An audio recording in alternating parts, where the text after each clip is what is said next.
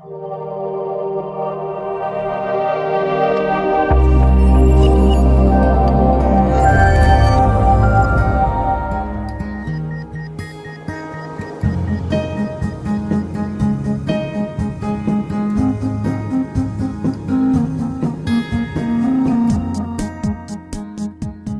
varios argumentos que las personas usualmente presentan para justificar lo que es la moralidad. No solamente explicarlo, pero por qué se adopta hoy en día, por qué es utilizado por nuestra sociedad. Primero tenemos que entender que la moralidad no es algo que podemos vivir sin ella. Tomamos en cuenta que cada persona tiene una cosmovisión. Cosmovisión es manera de ver el mundo y interpretarlo. Podríamos decir una serie de presuposiciones por cuales la persona puede interpretar el mundo. Y hay tres facetas o tres componentes a cada cosmovisión: la metafísica, la epistemología y la ética o la moralidad. Y usualmente los argumentos que son plantados, hay dos predominantes hoy en día. Y para simplificarlo mucho más simple, sería: uno es lo que es bueno, es lo que evoca la aprobación pública. Y pensando en sí mismo parece ser tal vez apropiado, pero tenemos que ver las implicaciones de tal teoría o de tal argumento. Podríamos ir, por ejemplo, a la Segunda Guerra Mundial en la historia y ver el partido de los nazis. Y el partido de los nazis pudieron cambiar la dirección del pensamiento de la Alemania. Pudieron cambiar la legislación de Alemania, de su propia sociedad, para hacer posible el Holocausto, para hacer posible el asesinato de los judíos y varias otras minoridades y también cristianos. Entonces, uno podría decir, según ese argumento, que fue aprobada por el público, por la mayoría de esa sociedad. Y si eso fuera el caso, entonces, ¿por qué el Occidente tenía derecho de tratar de confrontar esta maldad que encontramos en la historia, en este evento bien trágico en el Occidente? Entonces, vemos una inconsistencia, vemos la implicación negativa de tomar esa posición o ese argumento y ser consistente con tal argumento. No podemos vivir de tal manera. Y sentimos bien, podremos decir, indignados por esa maldad. Y la razón es porque, la verdad, no vivimos de tal manera. Eso no es nuestro estándar de la moralidad. Eso no es nuestro entendimiento de la moralidad.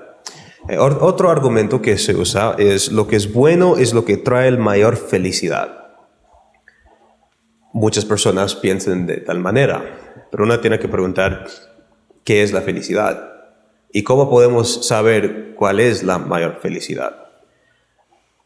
En verdad tendrías que sentarte y tomar en cuenta todos los factores de la vida, de cada interacción, de cada implicación, y tratar con la matemática, tratar de ver cuál es cuál es la mayor felicidad de la gente, qué puede ser el resultado que trae la mayor felicidad de la gente. Es imposible. Uno tendría que tener un mente infinito, pero mismo si uno podría sacar alguna ecuación para sacar el resultado, tendría que responder a la pregunta: ¿qué es la felicidad? ¿O qué es lo bueno y lo malo? ¿Cómo podemos hacer sentido de un estándar moral? Entonces vemos que, aunque es una teoría que ha sido propuesta, no es realista. Es imposible para realizar. Entonces no se puede poner en práctica. Para decir la verdad, descartar al Dios cristiano completamente resulta en una cosmovisión, una manera de ver la realidad que reduce todo a una inteligibilidad. Podríamos decir de esto de tal manera: cuando descartamos a Dios y decimos que la moralidad es determinada por la gente, la sociedad, el pueblo, tendríamos que ver, en descartando a Dios, estamos tomando una cosmovisión, un mundo en que no hay una distinción entre el creador y la creación. En tal universo, en tal realidad, todo está unido como un uno. No puede haber distinciones dentro de la realidad, dentro de la creación, porque no hay distinción entre el creador y la creación. Y si tomamos eso en cuenta, eso se llama unismo, fue presentado por el apóstol Pablo en Romanos capítulo 1, expuesto más detalladamente y desarrollado por el erudito Peter Jones. Pero viendo eso y teniendo eso en mente, los que descartan a Dios, los que usualmente tienen los argumentos seculares, que son ateos, que no creen que Dios existe, no creen que Dios tiene un lugar en el ámbito público, en esa situación tenemos que ser consistentes con las pressuposiciones o con la cosmovisión de dónde vienen estas preguntas y estas objeciones y estas confrontaciones hacia el Dios, creador de la Biblia.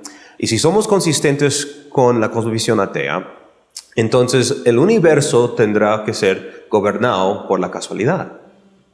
Y si creemos eso, leyes como la ley moral, como la ley natural, como la ley de la lógica, que son fijas, cuáles son fijas y absolutas, no pueden existir en un mundo que siempre está cambiando, que está gobernando por la casualidad.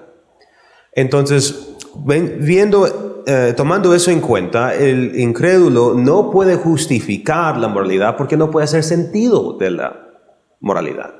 No puede hacer sentido de la inteligibilidad de la moralidad, no puede hacer sentido de el significado de la experiencia humana en nuestra tierra, y tampoco puede hacer sentido de la manera que se siente indignado cuando ve alguna maldad ocurriendo en el mundo. Entonces, podríamos decir que el ateo, el que está descartando a Dios, el incrédulo, está simplemente tomando prestado el estándar de la moralidad, el estándar absoluto para saber cuál es lo que es bueno y lo que es malo, del cristianismo, de la cosmovisión cristiana, para poder ahí establecer su argumento contra el Dios creador. Y eso es posible. Está tomando prestado y tenemos que mostrar que los incrédulos están viviendo de tal manera que están presuponiendo a Dios en su vida, en su caminar, en su pensamiento, y a negar a Dios simplemente están caminando como contradicciones, dando un testimonio de contradicción, de ser inconsistente delante de Dios y de la manera que viven. Steven mencionó algo que es muy importante y que vale la pena remarcar. Es el hecho de que hoy queremos tomar en nuestra sociedad, queremos tomar partido de cosas que son netamente pertenecientes a Dios como creador. Cuando hablamos de felicidad, cuando hablamos de verdad, cuando hablamos de amor, nosotros no podemos definir esas palabras, ni siquiera etimológicamente, apartándolas de la cosmovisión cristiana, cristiano-bíblica o bíblica. Cuando nosotros hablamos de felicidad, y hay muchas personas que seguramente van a escuchar o van a ver, y cuando nosotros hablamos con personas jóvenes, uno de los argumentos que solemos escuchar es que yo voy a gozar de mis primeros años, voy a gozar de mi juventud, voy a ser feliz y después me voy a convertir. Eso tiene muchos problemas teológicos, pero me voy a enfocar solamente en uno. Y es el hecho de que eso tiene en sí mismo una presuposición, y la presuposición que la persona incrédula tiene es de que venir a vivir para Dios es vivir contrario a la felicidad. Cuando la Biblia nos enseña en distintos pasajes, los salmistas son un cúmulo de testimonio acerca de esto, de que nosotros podemos fácilmente intercambiar la palabra santidad por palabra gozo, por palabra felicidad, por palabra satisfacción. Nosotros como criaturas de un Dios creador no podemos encontrar nuestra verdadera satisfacción, felicidad y gozo apartados de la santidad, de la obediencia a Dios. Cuando hablamos acerca de que las mayorías son las que definen lo que está bien y lo que está mal, alguien decía que en muchas ocasiones las mayorías pueden estar equivocadas, y yo creo que durante la historia de la humanidad podemos verlo reflejado de una u otra manera. Nosotros podemos decirle que a la mayoría les encanta que se cometan infanticidios, que las leyes de nuestro país los legislan y los legalizan. Eso no quiere decir que ante los tribunales celestiales Dios haya cambiado sus argumentos, Dios haya cambiado sus estándares de lo que es bueno y lo que es malo. El profeta Isaías en el capítulo 5 nos habla a nosotros de aquellos que llaman a lo bueno malo y a lo malo bueno y a lo bueno malo. Y esas palabras las introduce con unos ayes, con unos ay de dolor. Entonces realmente nosotros estamos llamados a decirle a la sociedad, a decirle a las personas que apartados de la verdad bíblica no hay felicidad, no hay verdadero gozo, por más de que los diputados legislen, por más de que en los parlamentos, por más de que nuestros mandatarios quieran llamar como bueno y lícito algo que es contrario a la ley de Dios, siempre será contrario a la ley de Dios por toda la eternidad. Porque la ley de Dios es inmutable y esos legisladores tendrán que dar cuentas al legislador del universo.